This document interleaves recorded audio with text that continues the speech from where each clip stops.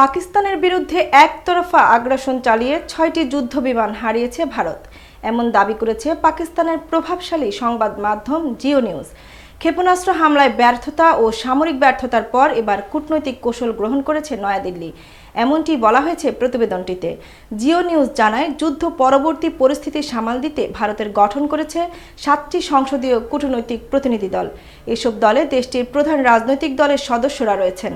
তারা সফর করবেন জাতিসংঘ নিরাপত্তা পরিষদের স্থায়ী সদস্য রাষ্ট্রসহ ভারতের গুরুত্বপূর্ণ আন্তর্জাতিক মিত্রদের কাছে।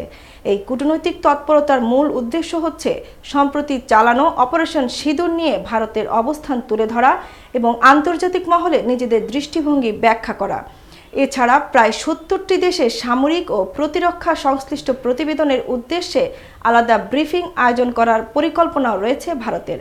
সেখানে ভারত দাবি করবে, অভিযানে যেসব ব্যক্তি ও স্থাপনাকে লক্ষ্যবস্তু করা হয়েছিল তারা সন্ত্রাসী গোষ্ঠীর সঙ্গে সম্পৃক্ত।